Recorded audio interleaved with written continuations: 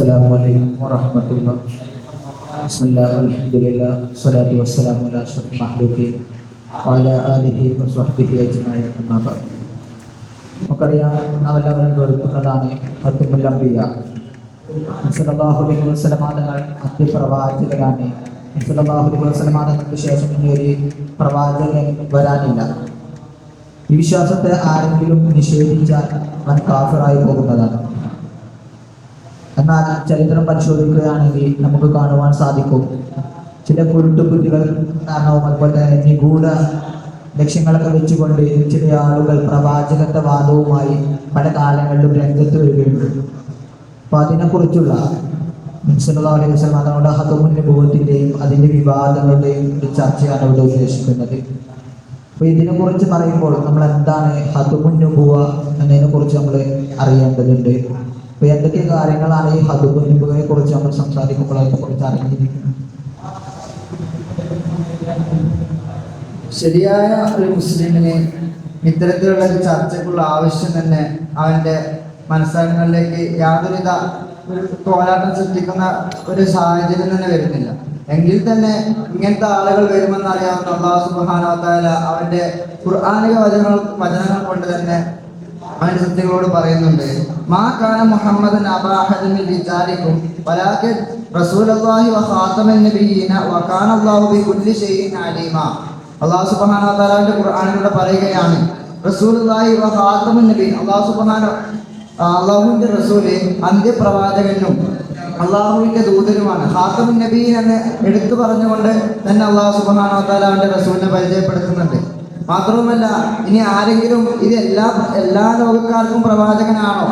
അതായത് വ്യത്യസ്ത ഭാഷക്കാരുണ്ട്, വിഭാഗക്കാരുണ്ട്, ഗോത്രക്കാരുണ്ട്, ഇവർക്കൊക്കെയും പ്രവാചകനാണോ എന്ന് ചോദിക്കുന്നതിന് ഉത്തരമായിക്കൊണ്ട് വകാനല്ലാഹു ബികുല്ലി ഷൈഇൻ അലീം, ഇക്കാര്യങ്ങളൊക്കെയും അറിയുന്നവനാണ് അല്ലാഹു സുബ്ഹാനഹു വ തആല. ആരെ എങ്ങനെ നിയോഗിക്കണമെന്ന് വ്യക്തമായി അറിയുന്ന അല്ലാഹു ഒന്നുകൂടി ശക്തിപ്പെടുത്തിക്കൊണ്ട് തന്നെയാണ് ഈ ഖാതമുൻ നബിയ്യീൻ എന്ന് നബി സല്ലല്ലാഹു അലൈഹി വസല്ലം തങ്ങളെ പരിചയപ്പെടുത്തുന്നത്. മറ്റൊരായത്തിലൂടെ കാണാം, മാ കാന മുഹമ്മദൻ അബാ അഹദിൻ മിൻ റിജാലിക്കും വലാകിൻ റസൂലുള്ളാഹി വ ഖാതമുൻ നബിയ്യീൻ വമാ അർസൽനാക ഇല്ലാ കാഫത്തൻ ലിന്നാസി ബശീറൻ വ നദീറൻ വലാകിൻ അക്സറൻ നാസി ലാ യഅലമൂൻ. ഇതൊക്കെ നബി സല്ലല്ലാഹു അലൈഹി വസല്ലം തങ്ങൾ മാത്രം മതി ഈ അവസ്ഥ ഇനിയുള്ള ലോകക്കാർക്ക് എന്ന് തെളിയിക്കുന്ന ആയത്തുകളാണ്. اليوم أكملت لكم دينكم وأتممت عليكم نعمتي ورضيت لكم الإسلام دينا. ഈ ആയത്തിലൂടെ അല്ലാഹു സുബ്ഹാനഹു വ തആല വളരെ വ്യക്തമായി മുസ്ലിം ലോകത്തോട് പറയുകയാണ്, ഇനി നിങ്ങൾക്കൊരു നബിയുടെ ആവശ്യമില്ല. അതായത് നിങ്ങളുടെ ദീൻ നിങ്ങൾക്ക് പൂർത്തിയാക്കപ്പെട്ടിരിക്കുന്നു, അള്ളാഹുവിന്റെ റഹ്മത്തുകളൊക്കെ നിങ്ങൾക്ക് അർഹപ്പെട്ടിരിക്കുന്നു. ഇനി അത് വെച്ച് നിങ്ങൾ ജീവിച്ചാൽ മതി. ഇനി ഒരു പ്രവാചകന്റെ പ്രവാചകത്വമോ മറ്റു പ്രബോധന രീതികളോ നിങ്ങൾക്ക് ഇനി ആവശ്യമില്ല എന്ന് അവൻ വ്യക്തമായി പറയുകയാണ്. അതായത് നബി സല്ലല്ലാഹു അലൈഹി വസല്ലം തങ്ങൾ നമുക്ക് ഏവർക്കും അറിയാം, നമുക്ക് വളരെ വ്യക്തമായും സ്പഷ്ടമായും അറിയുന്നതാണ് നബിയുടെ വ്യക്തിത്വം, നബിയുടെ രൂപങ്ങൾ, നബിയുടെ ശാരീരിക രൂപങ്ങളാകട്ടെ, നബിയുടെ മറ്റു സ്വഭാവ രീതികളാകട്ടെ, ഒക്കെയും നമുക്ക് വളരെ വ്യക്തമായി കാണാവുന്നതാണ്. ഇതൊക്കെയും രേഖപ്പെടുത്തുന്നതിന് വേണ്ടി ഒരുപാടധികം ഗ്രന്ഥങ്ങൾ മഹാന്മാർ രചിച്ചിട്ടുണ്ട്. അതായത് ഇമാം ബുഖാരി, ഇമാം തിർമിദി പോലുള്ളവരൊക്കെയും നബി സല്ലല്ലാഹു അലൈഹി വസല്ലം തങ്ങളുടെ വ്യത്യസ്തമായ രൂപങ്ങൾ, വ്യത്യസ്തമായ സ്വഭാവ രീതികൾ മാത്രം പറയുന്നതിന് വേണ്ടി രചിച്ച ഗ്രന്ഥങ്ങളാണ്. എന്നാൽ മറ്റ് ഉള്ള പ്രവാചകന്മാരെ എടുത്തു നോക്കുകയാണെങ്കിൽ അവർക്ക് ഇത്തരത്തിലുള്ള ഇന്നത്തെ കാലഘട്ടക്കാർക്ക് അവരെ പറ്റിയുള്ള വിവരങ്ങൾ ലഭിക്കുന്ന എല്ലാവിധ ഇത്തരം നബി സല്ലല്ലാഹു അലൈഹി വസല്ലം തങ്ങളുടെ വിവരങ്ങൾ നമുക്ക് മനസ്സിലാക്കുന്നത് പോലെ ലഭിക്കുന്ന യാതൊരുവിധ വിവരങ്ങളും നമുക്ക് ലഭിക്കുകയില്ല. നമുക്ക് എല്ലാവർക്കും അറിയുന്ന ഒരു കാര്യമാണ് ക്രൈസ്തവരുടെ കാര്യം. അവര് പണ്ട് കാലത്ത് തന്നെ രചനാ മേഖലകളിലാകട്ടെ മറ്റു ഈ ഇൽമിയായ മേഖലകളിലെല്ലാം മുന്നോട്ട് നിന്നവരായിരുന്നു. അവരുടെ പ്രവാചകനെ, അവരുടെ ദൈവപുത്രനായി കണക്കാക്കപ്പെടുന്ന ഈശോ മിശിഹായുടെ സന്ദേശവും മറ്റു പ്രവാചക രീതികളും അവിടുത്തെ പ്രത്യേകതകളൊക്കെ പിൽക്കാലക്കാരായ ജനങ്ങൾക്ക്, സമുദായത്തിന് മനസ്സിലാക്കുന്ന തരത്തിൽ അവർ റിപ്പോർട്ട് ചെയ്തിട്ടില്ല എന്ന് കാണാം. അവർ തന്നെ പറയുന്നുണ്ട്, 3 വർഷക്കാലം ഈശോയുടെ അവസാനത്തെ 3 വർഷക്കാലം മാത്രമാണ് ബൈബിളിൽ രേഖപ്പെടുത്തിയിട്ടുള്ളത്.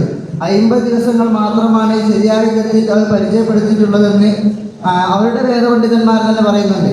അപ്പോൾ ഇതിൽ നിന്ന് മനസ്സിലാകുന്നത് അവരുടെ കാലം, ഇപ്പോൾ ഈസാ നബി ആവട്ടെ, മൂസാ നബി ആവട്ടെ, ഇബ്രാഹിം നബി ആവട്ടെ, ഇവരുടെയൊക്കെ കാലം എന്ന് പറയുന്നത്, ഇവരുടെ പ്രബോധന ജീവിതം എന്ന് പറയുന്നത് നിശ്ചിത സ്ഥലത്തിലേക്കും നിശ്ചിത സമുദായത്തിലേക്കും നിശ്ചിത കാലത്തിലേക്കും മാത്രം നിശ്ചിതമാണ്. അതുകൊണ്ട് തന്നെ ഇത്തരത്തിലുള്ള അവരുടെ അറിവുകളൊക്കെയും ആ കാലത്തും ആ സമുദായത്തിനും ആ സമയത്തിനും മാത്രം അറിയേണ്ടതും അത് അറിഞ്ഞിരിക്കുന്നതുമാണ്. എന്നാൽ നമ്മുടെ നബിയുടെ കാര്യം എടുത്ത് നോക്കുകയാണെങ്കിൽ നമ്മുടെ നബി അന്ത്യനാൾ വരെയുള്ള എല്ലാ സമുദായത്തിനും എല്ലാ വിഭാഗക്കാർക്കും റസൂലായിക്കൊണ്ടാണ് നിയമിക്കപ്പെട്ടത്. അതുകൊണ്ട് തന്നെ ഇത്തരത്തിലുള്ള അറിവുകളൊക്കെയും നാം എല്ലാവരും അറിഞ്ഞിരിക്കൽ നിർബന്ധമാണ്. അതുകൊണ്ടാണ് അല്ലാഹു സുബ്ഹാനഹു വ തആല ഇത്തരത്തിൽ ഒരുക്കി വെച്ചിട്ടുള്ളതെന്ന് നമുക്ക് മനസ്സിലാക്കാൻ സാധിക്കും. ഈ ചുരുക്കത്തിൽ മനസ്സിലാക്കാൻ കഴിയും തങ്ങളെ ഖാതിമുൽ അംബിയ ആണെന്നുള്ളത് സ്ഥിരപ്പെട്ട കാര്യമാണ്. ഇവിടെ കൃത്യമായ തെളിവുകൾ കൊണ്ടെല്ലാം അതിനെ എതിർക്കാൻ പറ്റാത്ത വിധം അത് ഖണ്ഡിതമായി സ്ഥിരപ്പെട്ടിട്ടുണ്ട്. അത് നമുക്ക് ചില കുരുട്ടുബുദ്ധികൾ അല്ലെങ്കിൽ ഗൂഢരഹസ്യങ്ങളൊക്കെ ഉള്ള ചില കള്ളപ്രവാചകന്മാർ സ്ഥാനം ആഗ്രഹിച്ചാണ്ടൊക്കെ പുറപ്പെട്ടിട്ടുണ്ട്. അപ്പോൾ ഇങ്ങനെ അത് നബിയുടെ കാലം മുതൽ ഇക്കാലം വരെ നിലനിന്നിട്ടുണ്ടല്ലോ. അപ്പൊ അങ്ങനെ ഈ പ്രധാനപ്പെട്ട ആളുകൾ ആരൊക്കെയായിരുന്നു അങ്ങനെ കള്ളപ്രവാചകത്വവാദവുമായി വന്നവർ? ഒരുപാട് പ്രവാചകന്മാർ വന്നിട്ടുണ്ട്, നമുക്കറിയാം. ഇവരൊക്കെ ജനങ്ങൾ എങ്ങനെയാണ് ഇവരെ സ്വീകരിച്ചിരിക്കുന്നത്? ഒരു വലിയൊരു നേതാവായിക്കൊണ്ടും തങ്ങളുടെ ആശ്രയ സ്രോതസ്സായിക്കൊണ്ടും തങ്ങളുടെ ഒരു രാജാവ് അല്ലെങ്കിൽ ഏറ്റവും വലിയ ഉന്നതൻ എന്ന നിലക്കാണ് ഇവരെല്ലാം പരിചരിച്ചു പോകുന്നത്.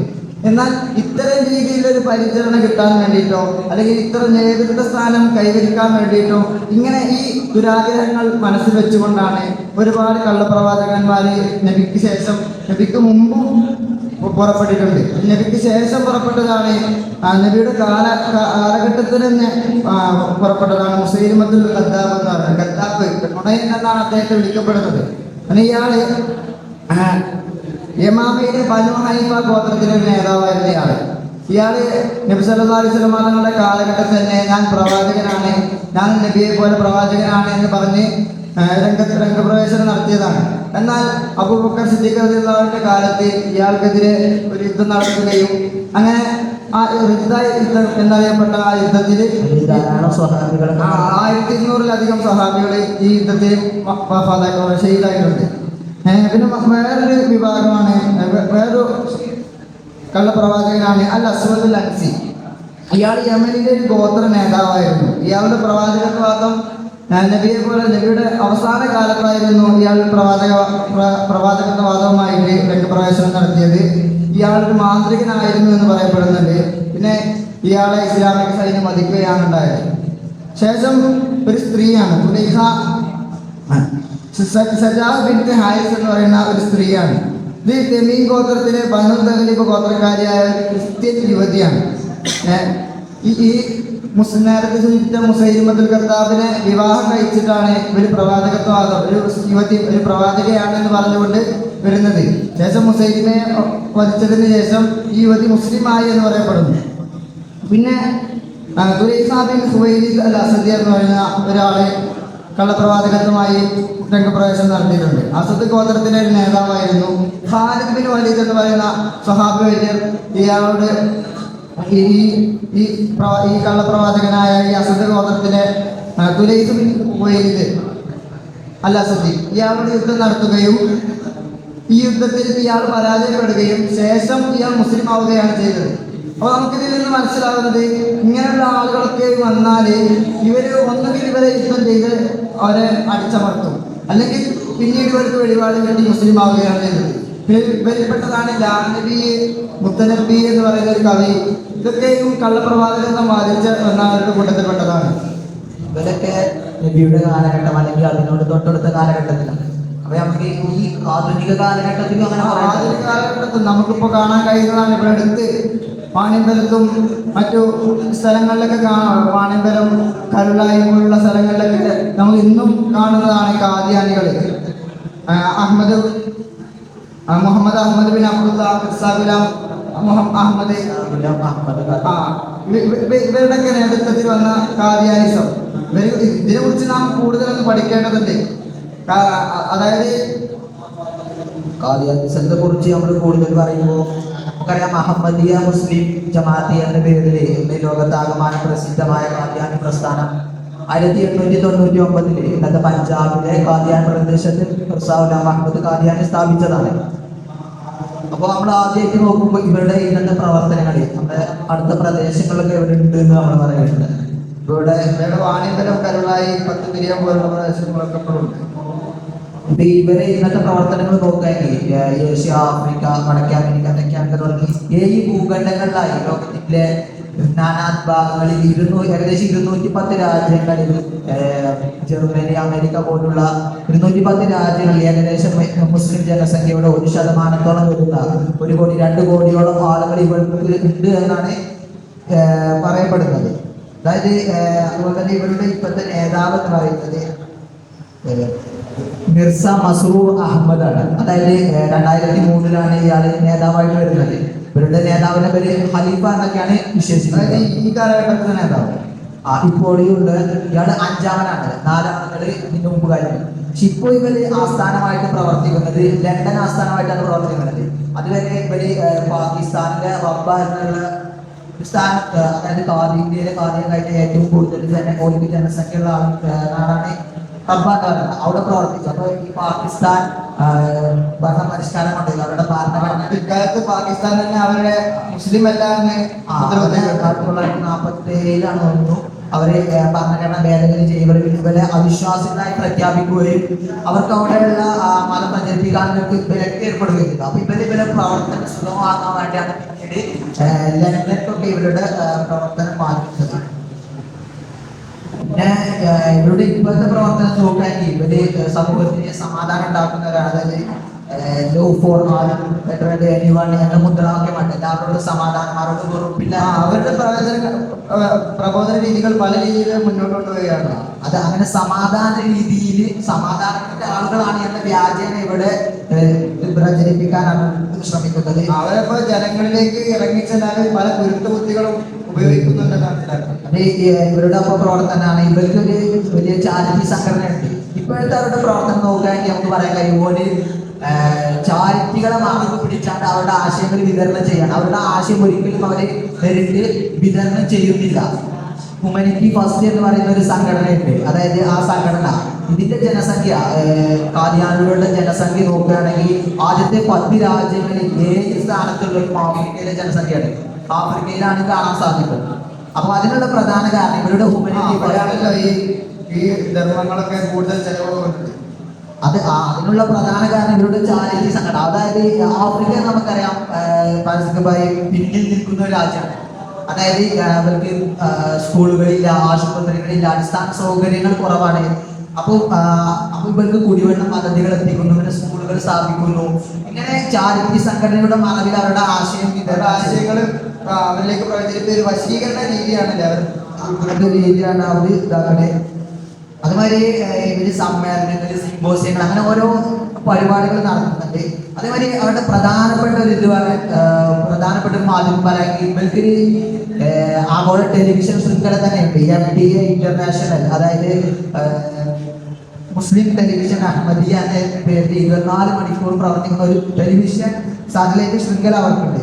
അതേമാതിരി ഇവരുടെ നേതാവിന്റെ വെള്ളിയാഴ്ച കുത്തുബകളായാലും പ്രഭാഷണങ്ങളായാലും എല്ലാം ഇവരിങ്ങനെ ലൈവായിട്ട് ലോകത്തിന്റെ വിവിധ ഭാഗങ്ങളിൽ എത്തിക്കുകയാണ്. പിന്നെ അതുപോലെ തന്നെ ഇവരുടെ ആസ്ഥാനങ്ങളിൽ നിന്ന് ഇവരുടെ ആൾക്കാർ വിഷയങ്ങൾ കുത്തി നിറച്ച്, അവരുടെ ആശയങ്ങൾ കുത്തി നിറച്ച് ലോകത്തിന്റെ വിവിധ ഭാഗങ്ങളിൽ അവരെ കൊണ്ടാക്കുകയും ക്രിസ്ത്യൻ മിഷണറിമാർ ചെയ്യുന്നത് പോലെ ലോകത്തിന്റെ എല്ലാ ഭാഗങ്ങളിലും ഇവരുടെ ആളുകളെ കൊണ്ടുപോയി അവിടെ എല്ലാം പോലെ അവരുടെ മതങ്ങൾ ഇങ്ങനെ രഹസ്യമായി വിതരണം ചെയ്യുകയും ചെയ്യാം. പത്രികകൾ, മാസികകൾ, അങ്ങനെ ചെറു പുസ്തകങ്ങൾ, ഇങ്ങനെ എല്ലാ കാര്യങ്ങളൊക്കെ അവരെന്താ അവിടെ കാര്യങ്ങൾ വിതരണം ചെയ്യും. ഇങ്ങനെയൊക്കെയാണ്. അതേമാതിരി അവർക്ക് അൽ ഇസ്ലാം ഒറിജിനൽ എന്ന പേരിൽ ഒരു സൈറ്റ് ഉണ്ട്, വെബ്. അതിലൂടെ അവരെന്താക്കുന്നു, ഒരു വിശുദ്ധ ഖുർആന്റെ 70 ഭാഷകളിലേക്കൊക്കെ വിവർത്തനം ചെയ്തിട്ടുണ്ട്. അങ്ങനെ ഹദീസുകൾ, അതുപോലെ തന്നെ ഓരോ ആശയങ്ങളോ അല്ലെങ്കിൽ ബുക്കുകളോ ഒക്കെ ഈ സൈറ്റിൽ കൂടെ ലഭ്യമാക്കുന്നത്. ആർക്കും ഉപയോഗിക്കാൻ കഴിയുന്ന തരത്തിൽ ലഭ്യമാക്കുന്നത്. അങ്ങനെ ഇങ്ങനെയൊക്കെയാണ് അവരുടെ ഇപ്പോഴത്തെ പ്രവർത്തനങ്ങൾ. അപ്പോൾ ഇവരുടെ ഇതൊക്കെയും ഇവരെ നേതാക്കന്മാർ പഠിപ്പിച്ചിട്ടുള്ളതാണ്. നേതാക്കന്മാരെന്ന് പറയുമ്പോൾ ഇവരുടെ ഇത് പ്രസ്ഥാനം തുടങ്ങുന്നത് മിർസ ഗുലാം അഹമ്മദ് ഖാദിയാനിയാണ്. അപ്പൊ ഇയാളെ കുറിച്ച് നമ്മൾ ആദ്യം നോക്കേണ്ടതുണ്ട്. ഇയാളെ പറ്റി പറയുമ്പോൾ ഇയാൾ വെറും ഒരു സാധാരണക്കാരൻ, അതായത് വിവരമില്ലാത്ത ഒരാൾ, സാധാരണ ഒരു മുല്ല, അതേമാതിരി മതപ്രഭാഷകൻ. ഇയാളുടെ പണി എന്ന് പറയുമ്പോൾ ഉത്തരേന്ത്യയിൽ ക്രിസ്ത്യൻ മിഷണറിമാരോട് മതം പ്രചരിപ്പിക്കാനായി വരുന്ന സമയത്ത് അവരോട് സംവദിച്ചുകൊണ്ട് ഇസ്ലാമിന്റെ തത്വങ്ങൾ അവിടെ അടിസ്ഥാനപരമായി നിലനിർത്തുക എന്നുള്ളതായിരുന്നു ഇയാൾ നടത്തിയിരുന്നത്. അപ്പൊ ഇയാൾ അതിനു വേണ്ടി ചില കുരുട്ടു തന്ത്രങ്ങളൊക്കെ പഠിക്കുകയാണ്. അങ്ങനെ പഠിക്കുന്ന സമയത്ത് ഇയാൾക്ക് വിവരമില്ലാത്ത ഒരു പണ്ഡിതനല്ലാത്തത് കൊണ്ട് തന്നെ ഇയാൾ നബിയുടെ ഒരു പ്രവചനത്തിൽ ആദ്യം സംശയം തോന്നി തുടങ്ങി. പിന്നീടാണ് ഇയാൾ ഓരോ ഖാദിയാനിസം പ്രസ്ഥാനം രൂപീകരിക്കുന്ന തരത്തിലേക്ക് നബി അടക്ക വാദിക്കുന്ന തരത്തിലേക്ക് എത്തി. ഇയാളൊരു വെറും വിവരമില്ലാത്ത ഒരാളാണെന്നുള്ളതിനെ നമുക്കൊരു രണ്ട് കാര്യം തന്നെ പറഞ്ഞാൽ ഒറ്റൊന്നും മതി. അതായത് അയാൾ പറയുന്നുണ്ട്, മകൻ പ്രസവിച്ചതിന് ശേഷം പ്രസവിച്ച് ഏതാനും ദിവസങ്ങൾക്ക് ശേഷം പിതാവ് മരണപ്പെട്ടു പോയ ഏക അനാഥ ബാലനാണ് സല്ലല്ലാഹു അലൈഹി വസല്ലം എന്നത്. നമുക്ക് ഞങ്ങളെ അവിടുന്ന് ഈ ലോകത്തിലേക്ക് പൂജാതരാകുന്നതിന്റെ തന്നെ മുമ്പ് തന്നെ അവിടുത്തെ പിതാവ് വഫാത്തായി പോകുന്നുണ്ട്. അതുമാതിരി മറ്റൊരു ഭാഗമാണ് ഇയാൾ പറയുന്നതാണ്, നബിതങ്ങൾക്ക് 11 മക്കളുണ്ടായിരുന്നു, അവരെല്ലാം നബിയുടെ ജീവിതകാലത്ത് മരണപ്പെട്ടിട്ടുണ്ട്. എന്നാൽ നമുക്കറിയാം, നമുക്ക് സ്ഥിരപ്പെട്ട ഒരു കാര്യം, നബിക്ക് 7 മക്കളാണ് ഉണ്ടായിരുന്നത്. അവിടുത്തെ വഫാത്തിന്റെ സമയത്ത് ഫാത്തിമ ബീവി റളിയല്ലാഹു അൻഹ ജീവിച്ചിരിപ്പുണ്ട്. നബിയിലേക്ക് ആദ്യമായിട്ട് അവിടുത്തെ കുടുംബത്തിന്റെ അവിടുത്തെ വഫാത്തിന് ശേഷം മരണപ്പെട്ടു പോകുന്നത് ഫാത്തിമ ബീവി റളിയല്ലാഹു അൻഹ. ഇയാൾ തന്നെ കുറെ പൊട്ടത്തര വാദങ്ങൾ ഉന്നയിച്ചുകൊണ്ടാണ് അയാളുടെ പ്രബോധന രീതി തുടങ്ങി വെച്ചതെന്ന് കാണാം. എന്നാൽ ഇവരുടെ ബാക്കിയുള്ള ഈ ഖാദിയാനികൾ എന്നറിയപ്പെടുന്ന പിൽക്കാലക്കാർ, ഇയാൾക്ക് ശേഷമുള്ള ആളുകളും ഈ നയങ്ങൾ കൊണ്ട് തന്നെയാണ് മുന്നോട്ട് പോയത്, അതോ വേറെ രണ്ട് വാദങ്ങൾ ഉണ്ടായിരുന്നു? ഇയാളുടെ വാദങ്ങൾ വെച്ചുകൊണ്ട് ആണ് മുന്നോട്ട് പോയത്. ഇയാള് പ്രധാനമായിട്ടും ആദ്യം ഇയാൾ വരുന്നത് ഞാൻ നബിയാണ് എന്ന് വാദിച്ചുകൊണ്ടാണ്. അപ്പൊ നബിയാണെന്നുള്ള സമൂഹത്തിനത്ര വില പോകാത്തപ്പോഴാണ് പിന്നെ മസീഹ് മഹ്ഊദും മഹ്ദി മഹ്ഊദും നബിയുടെ നീയലാണ് തുടങ്ങിയുള്ള വാദങ്ങളൊക്കെ ആയിട്ട് വരുന്നത്. അതിന് വേണ്ടി ഇയാൾക്ക് നബി അള്ളാഹുവിന്റെ വഹീ കിട്ടിയിരുന്ന അതേമാതിരി വഹീ കിട്ടിയിട്ട് 14-ാം നൂറ്റാണ്ടിന്റെ തുടക്കത്തിലായിരിക്കും പ്രവാചകൻ മസീഹിന്റെ ആഗമനം. അതേമാതിരി അത് പഞ്ചാബിലായിരിക്കും. അതേമാതിരി വാങ്ങുന്ന മസീഹ് 14-ാം നൂറ്റാണ്ടിന്റെ മുജദ്ദിദായിരിക്കും. ഇങ്ങനെ തുടങ്ങി കുറെ വാദങ്ങളും അത് ഇയാൾ തന്നെ ഈ ഇയാൾ ഉന്നയിക്കുന്ന വാദങ്ങളാണ്. ഇവരുടെ അടിസ്ഥാനം, അതായത് ഇവരുടെ ഖാദിയാനി പ്രസ്ഥാനത്തിന്റെ അടിസ്ഥാനം നോക്കുകയാണെങ്കിൽ നമുക്ക് മനസ്സിലാവും, ഇസ്ലാമിന്റെ നബി ആണെന്നുള്ളതിനെ അവർ നിഷേധിക്കുന്നുണ്ട്. കാരണം പ്രവാചകത്തെ വാദിക്കുമ്പോൾ തന്നെ അത് നിഷേധിക്കുന്നു. അതേമാതിരി ഈസാ നബിയുടെ ആകാശാരോഹണം, അതേമാതിരി പുനരാഗമനത്തിനെ അവർ നിഷേധിക്കുന്നുണ്ട്. അതേമാതിരി ഈ നബിയുടെ എല്ലാ അനുഭവവും തുടങ്ങിയുള്ള എല്ലാ സവിശേഷതകളും ഖാദിയാനിയുടെ മേലിൽ അഹമ്മദ് ഖാദിയാനിന്റെ മേലിൽ ചാർത്തി കൊടുക്കുകയും ഇയാളെ പ്രവാചകരായിട്ട് നിലനിർത്തുകയും ഇയാൾ അംഗീകരിക്കാത്തവരെല്ലാം ഇവരുടെ ഭാഷയിൽ കാഫിറാണ്. അതേമാതിരി ഇയാൾ പറയുന്ന വേറെ വാദമാണ്, നബിക്ക് 2 നിയോഗമുണ്ട്. ഒന്ന് നബിയുടെ രൂപത്തിൽ മക്കയിലാണ്, മറ്റൊന്ന് അത് 13-ാം ദശകത്തിലാണ്. അത് 13-ാം ദശകത്തോടു കൂടെ തീർന്നു. പിന്നെ 14-ാം ദശകത്തിൽ വരുന്നു. അതോടുകൂടി അയാളാണ് പ്രവാചകനെ. നബിയാണെന്ന് അവരെങ്ങനെയെങ്കിലും ഇൻജക്ട് ചെയ്യാനുള്ള ഓരോ അടവുകളായിട്ട് ഇതിനെ കാണാം. അവര് അയാൾ നബിയായിട്ട് തന്നെയാണ് അവർ പറയുന്നത്. അതായത് നബിയായിട്ട് തന്നെ അവർ അംഗീകരിക്കാണ്. അതേമാതിരി ഷഹാദത്ത് കേൾക്കുമ്പോൾ നബിയെ ഉദ്ദേശിച്ചാണ് മുഹമ്മദ് റസൂലുള്ളാഹി എന്ന് പറയണം, നല്ല വിശ്വാസം ചെയ്യാറുള്ളൂ എന്നൊക്കെ പറയുന്നത്. അപ്പൊ ഇയാളെ റസൂലാണെന്നെല്ലാവരും അംഗീകരിക്കുന്നുണ്ട് ഈ ഖാദിയാനികൾ മൊത്തം. ഇയാള് റസൂലാണെന്ന് വാദിച്ചിട്ടില്ല എന്ന് പറഞ്ഞാണ്ട് മുഹമ്മദ് ലാഹോരി എന്ന് പറയുന്ന ഒരാളുണ്ട്. അയാളുടെ നേതൃത്വത്തിൽ ഒരു സംഘടനയുടെ പിന്നെ രൂപം കൊണ്ട് ഓടി വരുന്നുണ്ട്. എന്നാൽ ഇയാളുടെ മകൻ തന്നെ ഈ മിർസ ഗുലാം അഹമ്മദ് ഖാദിയാനിയുടെ മകൻ ബഷീറുദ്ദീൻ അഹമ്മദ് ഖാദിയാനി തന്നെ ഹഖീഖത്തുൻ നുബുവ്വ എന്നൊരു ഗ്രന്ഥം രചിച്ചുകൊണ്ട് ഇയാൾ പ്രവാചകനാണ്, അദ്ദേഹം ഇയാൾ തന്നെ പറയുന്നുണ്ട്, ഞാൻ പ്രവാചകൻ തന്നെ നിഷേധിക്കുന്ന ഒരു കാഫിറാണ് ഇയാൾ തന്നെ പറയുന്നുണ്ടെന്ന് വാദി എന്ന് പറഞ്ഞുകൊണ്ട് ഒരു ഹഖീഖത്തുൻ നുബുവ്വ എന്ന ഗ്രന്ഥം ഈ മുഹമ്മദ് ലാഹോരിയൊക്കെ കെട്ടിക്കാൻ വേണ്ടി ഇയാള് രചിക്കുന്നത് തന്നെ. പിന്നെ ഇയാൾ കുറെ കള്ളപ്രവചനങ്ങളൊക്കെ സമൂഹത്തിന് മുമ്പിൽ പ്രചരിപ്പിച്ചിരിക്കുന്നു. കള്ളപ്രവചനം പറയുമ്പോൾ ഇത് കേൾക്കുമ്പോ തന്നെ, അതായത് അത് നമ്മൾക്ക് ഇപ്പൊ തന്നെ കേൾക്കുമ്പോ തന്നെ മനസ്സിലാവും ഇയാൾ എത്രമാത്രം പൊട്ടനാണ്, എത്രമാത്രം കള്ളനായിരുന്നത് ഈ പ്രവചനങ്ങളിലൂടെ മനസ്സിലാക്കാൻ കഴിയും. ഒന്ന് അയാൾ പറയുന്നത് നമുക്ക് മനസ്സിലാക്കാം, മക്കയിലോ മദീനയിലോ ആയിരിക്കും ഞാൻ മരിക്കുക എന്ന് അയാൾ പറയുന്നത്. മക്കയിലും മദീനയിലും മരിക്കുക പോയിട്ട് അയാൾക്ക് അത് കാണാനുള്ള ഭാഗ്യം പോലും ലഭിക്കണില്ല. അതേമാതിരി ഇയാൾ പറയണ്ടേ, ഇയാളുടെ ഒരു വിശിഷ്യ മുരീദായിരുന്നു മൻസൂർ മുഹമ്മദ് എന്ന് പറയുന്നത്. അപ്പൊ ഇയാളുടെ ഭാര്യ ഗർഭിണിയാണെന്ന് അറിഞ്ഞപ്പോൾ ഇയാൾ പ്രവചിക്കുന്നുണ്ട്, ഇയാളുടെ ഭാര്യ ഒരു ആൺകുട്ടിയുടെ ജന്മം നൽകും, ബഷീർ ദൗല എന്ന കുട്ടിന്റെ പേര് എന്നൊക്കെ പ്രവചിക്കുന്നുണ്ട്. എന്നാൽ ആ പെണ്ണ് പെൺകുഞ്ഞിനെ പ്രസവിക്കാണ്. അപ്പൊ ഇയാൾ അതിൽ നിന്ന് രക്ഷപ്പെടാൻ വേണ്ടി മറ്റൊരു വാദം ഉന്നയിക്കാണ്. എന്താ വെച്ചാല് ഞാൻ പറഞ്ഞിട്ടില്ല ഈ പ്രസവത്തിനാണെന്ന് പറഞ്ഞിട്ടില്ല, അവിടുത്തെ ഇനിയുള്ള പ്രസവങ്ങളിലാകാം. പക്ഷെ സാഹചര്യത്തിലോ ആ പെണ്ണിന് പിന്നെ തീരെ പ്രസവിക്കാതെ അകാലത്തിൽ മരണപ്പെട്ടു തളർത്തി കളയുകയാണ് മനസ്സിലാക്കാം. പിന്നെ അതുപോലെ തന്നെ ഇയാൾ മറ്റൊരു വാദമാണ്, എന്റെ വയസ്സ് 80 വയസ്സിൽ 6 എന്റെ മരണം 80 വയസ്സിൽ 6 വയസ്സ് കുറവേ കാരണം അല്ലെങ്കിൽ കൂടുതലേ കാരണം ഇയാൾ പറയുന്നത്. ഇയാള് മരിക്കുന്നത് 69-ാം വയസ്സിൽ 1908 69-ാം വയസ്സിൽ കോളറ ബാധിച്ചുകൊണ്ടാണ്. ഇയാളുടെ ആളുകൾ ഇന്ന് ഇയാളെ മരണം ഈ കണക്കുമായിട്ട് ശരിപ്പെടുത്തണമല്ലോ. അപ്പൊ അതിനു വേണ്ടി ഇയാളുടെ ജനനം 1935 ആണ് എന്ന് ആകെ പരത്തിക്കൊണ്ടിരിക്കുകയാണ്. എന്നാൽ ഇയാൾ തന്നെ ഈ മിർസാ അഹമ്മദ് ഖാദിയാനി തന്നെ പറയുന്നുണ്ട് എന്റെ ജനനം 1939-ലോ 40-ലോ ആണ് ഇയാൾ തന്നെ പറയുന്നത്. അതേമാതിരി ഇയാൾ മറ്റൊരു പ്രവചനമായിരുന്നു, ഇയാള് ഒരു പെണ്ണിനെ, അതായത് അയാളുടെ ബന്ധുവായ മിർസ അഹമ്മദ് ബേഗ് അയാളുടെ പുത്രിയെ, അതായത് അഹമ്മദി ബീഗത്തെ കല്യാണം കഴിക്കാൻ വേണ്ടി വല്ലാതെ ആഗ്രഹിക്കുന്നു. അപ്പൊ ഒരാവശ്യത്തിന് വേണ്ടി ഇയാൾ വരുന്ന സമയത്ത് ഇയാൾ പറയുന്നുണ്ട്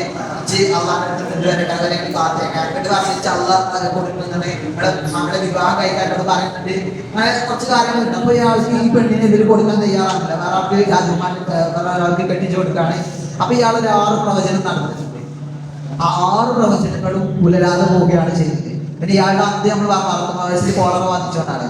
അതിൽ തന്നെ ഒരു കള്ളത്തിലുണ്ട്. അതായത് ഇയാളൊരു പണ്ഡിതനുമായിട്ട് ഇയാളുമായിട്ട് സംബന്ധിക്കുന്നത് നിരന്തരം ഇയാൾക്കെതിരെ പറയുന്ന ഒരു പണ്ഡിതനോട് പറയുന്നുണ്ട്, നിങ്ങൾ പറയുന്നത് ഞാൻ പറയുന്നത് തെറ്റാണെങ്കിൽ ഞാൻ ആദ്യം മരണപ്പെട്ടു പോകും, അപ്പൊ നിങ്ങൾക്ക് ഓർത്തേക്ക് ഞാനാണ് തെറ്റുകാരൻ, അല്ലെങ്കിൽ നിങ്ങൾ ആദ്യം മരണപ്പെട്ടു പോകും, അപ്പൊ നിങ്ങൾ ഉറപ്പാക്കും നിങ്ങളാണ് തെറ്റെന്ന് പറഞ്ഞാല്. പക്ഷെ അയാൾ ആദ്യം മരണപ്പെട്ടു പോവുകയും ആ പണ്ഡിതൻ വീട്ടിൽ കുറെ കാലം ചെയ്തു. അങ്ങനെ എല്ലാ തരത്തിലും നോക്കിയാലും ഇയാൾ ഒരു കള്ളവാദങ്ങളായിട്ട് വന്നതാണ് എന്ന് മനസ്സിലാകുന്നുള്ള എല്ലാവരും തങ്ങളുടെ കാലം മുതൽക്കേക്കുള്ള എല്ലാ കള്ളപ്രവാചകന്മാരെയും അള്ളാഹുവോട് അവസാനമാക്കിയത് ഒന്നുകിൽ അവരുടെ പദങ്ങളിലേക്കോ അല്ലെങ്കിൽ അവർ ഇസ്ലാമിലേക്ക് തിരിച്ചു വരുന്ന കോലത്തിലേക്കോ ആയിട്ടായിരുന്നു. പിന്നെ ഇവിടെയുള്ള ഇപ്പോ അവര് പ്രവർത്തിക്കുന്നത് ഇപ്പോ ഒരു അഹമ്മദ് ഖാദിയാനി നബിയാണെന്ന് പറഞ്ഞാൽ ഓടി നടക്കുന്നില്ല. കാരണം അത് പറഞ്ഞാല് അവരപ്പൊ തന്നെ സമൂഹത്തിന് പുറത്താക്കുന്ന ആൾക്കാരാണ്. അപ്പൊ ഇയാളെ ഇവിടെ നമ്മൾ പറഞ്ഞല്ലോ ഫസ്റ്റ് എന്ന ചാരിറ്റി സംഘടനയുടെ മറവില് സമൂഹത്തിൽ നീതിയൊക്കെ അവസ്ഥയുള്ള ആൾക്കാരാണെന്ന് പറഞ്ഞിട്ട് നബിയാണെന്ന് പറഞ്ഞത് ഇവിടെ ഈ ഖലീഫ എന്ന് പറഞ്ഞാൽ ഇങ്ങനെ മുഖ്യ പിടിച്ച് നടക്കുക മാത്രമേ ചെയ്യുന്നുള്ളൂ. അതെ, ഇവര് ചാരിറ്റിയുടെ മറവിൽ എന്തെങ്കിലും പറഞ്ഞുകൊണ്ട് ആളുകളെ വശീകരിക്കുക, അതും ഇവരുടെ വാദങ്ങൾ അവർ മറച്ചു വെച്ചുകൊണ്ടാണ്. ഇത് ചെറും ചാരിറ്റിയുടെ മറവിൽ മാത്രം നിലനിൽക്കാനേ സാധിക്കുകയുള്ളൂ. കാരണം ഈ മുൻകാല കള്ളപ്രവാചകന്മാർക്കൊക്കെയും ഉണ്ടായ വിധി ഒന്നെങ്കിൽ അല്ലാഹു സുബ്ഹാനഹു വ തആല അവരെ നശിപ്പിക്കുകയോ അല്ലെങ്കിൽ അവർ ഇസ്ലാമിലേക്ക് തിരിച്ചു വരികയാണ് ചെയ്യുന്നത്. ഇനി അത് ഇപ്പോൾ നിൽക്കുന്ന കാദ്യാനികൾ പിടിച്ചു നിൽക്കുന്നത് അവരുടെ ചാരിറ്റികൾ മുന്നോട്ട് കൊണ്ട്. നമുക്കറിയാം ഇവിടെയുള്ള ആളുകൾ ഈ വാണിപുരത്തും കരുളായാലും പത്തപിരിയത്തിലുള്ള ആളുകളൊക്കെയും വലിയധികം ധനികരായിരുന്നു. ഇങ്ങനെ ഇവരുടെ സമ്പത്ത് ഉപയോഗിച്ചുകൊണ്ട് അവരെ ആളുകളിലേക്ക് ഏറ്റവും അടുത്തിടവയാൻ കഴിയുന്ന ഒരു രീതി ചാരിറ്റിയാണ്. ഇങ്ങനെ ഈ ചാരിറ്റി മുറുകെ പിടിച്ചുകൊണ്ട് അതിലേക്ക് ആളുകളെ വശീകരിക്കുന്ന ഒരു രീതിയാണ്. ഈ വിഷയം ചർച്ച ചെയ്യുമ്പോൾ നമുക്ക് ഏവർക്കും അറിയുന്ന ഒരു പണ്ഡിതനാണ് നമ്മുടെ ദൈവബന്ധ ദാറുൽ ഉലൂമിന്റെ സ്ഥാപകൻ കൂടിയായ അല്ലാമ ഖാസിം നാനത്തവി. നമുക്കറിയാം ദൈവബന്ധിലെ ആളുകൾ എന്ന് പറയുന്നത് അവിടുത്തെ മുസ്ലിമുകളും ഹദീസിനെ സംരക്ഷിക്കാൻ നാനാവിധത്തിൽ പരിശ്രമിക്കുന്ന ആളുകളാണ്. അങ്ങനെ ഒരു ഹദീസിനെ വ്യാഖ്യാനിക്കുന്ന വിഷയത്തിൽ ഒരു ചെറിയ ഒരു ഫാൾട്ട് പറ്റുകയോ അല്ലെങ്കിൽ ചെറിയൊരു രീതിയിൽ ഒരു വ്യാഖ്യാന പിശക് സംഭവിച്ചു എന്ന് മനസ്സിലാക്കാം. അങ്ങനെ ഇദ്ദേഹം ഒരു വിവാദത്തിൽ ഏർപ്പെട്ടിരിക്കുന്ന ഒരു കാലമുണ്ടായിരുന്നു. ഒരു ഹദീസിനെ അത് ഈ പദമുനുഭവത്തിനോട് എന്തെങ്കിലും വൈരുദ്ധ്യങ്ങളുണ്ടോ എന്ന് നമുക്ക് മനസ്സിലാക്കാൻ കഴിയും. അതായത് മഹാനരായ ഖാസിം നാനത്തവി ഇയാളെ ഒരു കുഫ്രിയത്തിന്റെ വാദത്തിലേക്ക് തള്ളിയിട്ടത് ഇമാം അഹ്മദ് റുല്ലാഹാൻ എന്ന് പറയുന്ന ഒരു വലിയ പണ്ഡിതനാണ്. അഹ്മദ് റുല്ലാഹാൻ മക്കയിൽ പോയിട്ട് അവിടുത്തെ പണ്ഡിതന്മാരുടെ ഫത്വ ചോദിച്ചാണ്. അങ്ങനെയാണ് ഇയാൾക്കെതിരെ ഇമാം പണ്ഡിതന്റെ കുഫ്രിയത്തിന്റെ ഫത്വ ഇറക്കുന്നത്. അപ്പൊ ഇതിന്റെ സന്ദർഭം നമ്മൾ പറയാമെങ്കിൽ അതായത് മഹാനായ ഇബ്നു അബ്ബാസ് റളിയല്ലാഹു അൻഹു ഒരു ഹദീസിന്റെ അല്ലാഹു ലദീ ഖലഖ സബഅ സമാവാതി വ മിൻ അർദിഹിന്ന സബവാറീന ഫീ കുല്ലി അർദി നബിയ്യിൻ കനബിയ്യികും ഫാദം കാദം വനൂഹും കനൂഹികും വ ഇബ്രാഹിമും ഇബ്രാഹിമിക്കും വ ഈസാ കനബിയ്യികും എന്ന് പറയുന്ന ഒരു ഹദീസുണ്ട്. അതായത് 7 ആകാശങ്ങളും 7 ഭൂമിയും ഉണ്ട്. നിങ്ങൾക്കുള്ളത് പോലെ പ്രവാചകൻ അവർക്കുമുണ്ട്, നിങ്ങൾക്കുള്ളത് പോലെ ഈസാ നബി, മൂസാ നബി, ഇബ്രാഹിം നബിയും ഒക്കെ അവർക്കുമുണ്ട് എന്നൊരു ഹദീസ് ഉണ്ട്.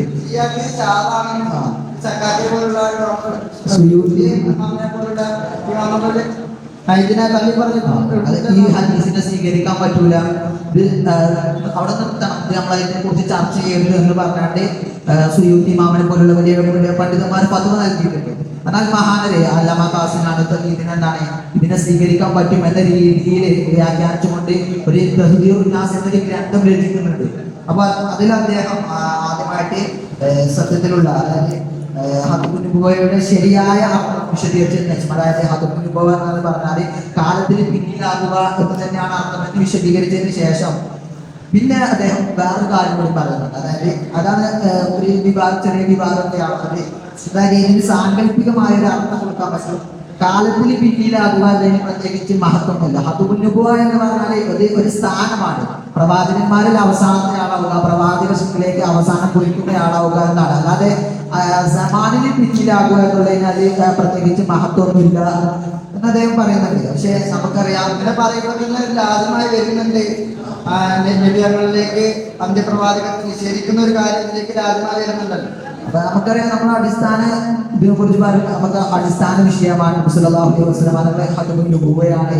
ഇതിനെ ഒരു തരത്തിൽ നിഷേധിക്കാനേ ഇതിനെതിരെ ഉള്ള ഒരു വാദങ്ങളെയും സ്വീകരിക്കാൻ നമുക്ക് യാതൊരു നിർവാഹവുമില്ല.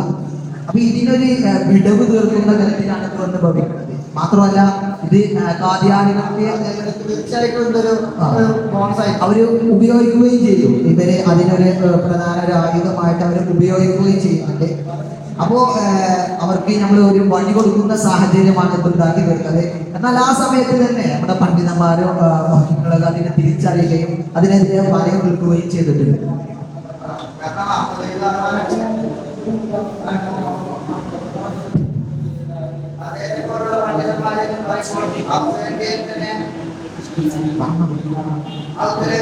വളരെയധികം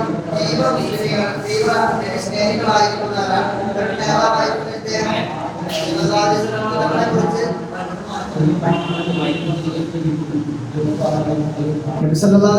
തങ്ങളെ കുറിച്ച് ഇത്തരത്തിൽ ഒരു ലാദ്യമായിക്കൊള്ളട്ടെ,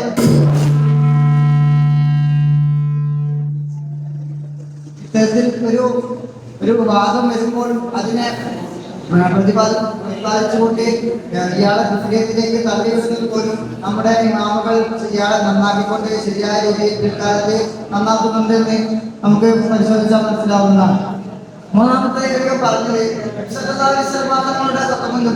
തങ്ങളാണ് പ്രവാചകനെന്ന് യാതൊരുക്കും നിഷേധിക്കാൻ ഒരു സാധ്യതയുമില്ല എന്ന് വളരെ വ്യക്തമായിക്കൊണ്ട് ഖണ്ഡിതമായിക്കൊണ്ട് ഖുർആൻ വചനങ്ങൾ നമ്മെ കാട്ടിക്കൊടുക്കുന്നു. ചില ജനങ്ങളെങ്കിലും ചില സമൂഹക്കാരെങ്കിലും ഇവരുടെ താവളത്തിലേക്ക് അല്ലെങ്കിൽ ഇവരുടെ പാത്രത്തിലേക്ക് വീഴുന്നൊരവസ്ഥ, ഇവരുടെ കുഴിയിലേക്ക് വീഴുന്നൊരവസ്ഥ നമുക്ക് കാണുന്നുണ്ട്. കാരണം ഒരുപാടധികം ആളുകൾ തങ്ങൾ ആണ് അവസാന പ്രവാചകനെ നടന്നിട്ടുകൂടി ഈ കാലിയാദികളുടെ കൂടെ ഇപ്പോഴും നടക്കുന്നുണ്ട്.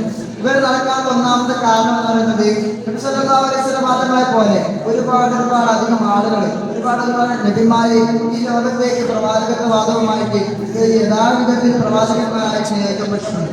ഇങ്ങനെ ഈ നിയോഗിക്കപ്പെട്ട പ്രവാചകന്മാരെ അല്ലാഹു സുബ്ഹാനഹു വ തആല തന്നെ നമ്മുടെ ഖുർആനിലൂടെ പറയുന്നുണ്ടല്ലോ, നബിയെ നിങ്ങളെ മാത്രമല്ല നിങ്ങളുടെ മുമ്പുള്ള പ്രവാചകന്മാരെ ഇത്തരം രീതിയിൽ നബിമാരെ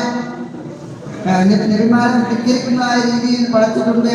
അങ്ങനെ ഇവരേക്ക് ധിക്കരിക്കുന്ന സമൂഹത്തിലേക്കുള്ള ശിക്ഷ എന്ന് പറയുന്നത് വളരെയധികം ശിക്ഷകളാണ്. സൂറത്തുൽ മുഅ്മിനൂടെയും സൂറത്തുൽ റാഇദിലൂടെയൊക്കെ നമുക്ക് അല്ലാഹു സുബ്ഹാനഹു വ തആല പറഞ്ഞു നൽകുന്നുണ്ട്. അവരെ കൊലപാതകം കൊണ്ടും അവരെ മുൻപിൽ തന്നെ ഇല്ലാതാക്കിക്കൊണ്ടും വളരെയധികം വലിയ ശിക്ഷകൾ നൽകിക്കൊണ്ടാണ് അവരുടെ അന്ത്യം അല്ലാഹു സുബ്ഹാനഹു വ തആല നടത്തിയിട്ടുള്ളത്. ഇങ്ങനെ ഒരു ശിക്ഷ ഞങ്ങളിലേക്കും ഇറങ്ങുമോ എന്ന് ഭയപ്പെട്ടുകൊണ്ടാണ് ഒരു വിഭാഗം ആളുകളെങ്കിലും സാധാരണക്കാരായിരുന്നു, അറിയാത്ത സാധാരണക്കാരാണ് ഇതിൽപ്പെട്ടു പോകുന്നത്. ഇങ്ങനെ ഈ പെട്ട സാധാരണക്കാരാണ് ഇവർക്ക് ഇവരുടെ കാര്യങ്ങൾ ചുക്കാൻ പിടിക്കാൻ വേണ്ടി നടന്നിട്ടുള്ളത്. അതുകൊണ്ട് തന്നെ ഈ ഹത്തമിന്റെ വാദം അത് യഥാർത്ഥത്തിൽ ശരിയായ മുസ്ലിമിന് ഒരു കള്ളവാദമാണെന്ന് മനസ്സിലാക്കാൻ വളരെയധികം നിഷ്പ്രയാസം സാധിക്കും. അല്ലാഹു സുബ്ഹാനഹു വ തആല ശരിയായ വിധത്തിൽ നമുക്ക് നേർവഴിയിലാക്കാനുള്ള സൗഭാഗ്യം നൽകുമാറാകട്ടെ. ശരിയായ ദീൻ മനസ്സിലാക്കുവാനും ഇത്തരത്തിലുള്ള കള്ളവാദങ്ങളെ നേരിടുവാനും തൗഫീഖ് നൽകുമാറാകട്ടെ എന്ന് പറഞ്ഞുകൊണ്ട് നമുക്ക് ഈ ചർച്ച അവസാനിപ്പിക്കാം.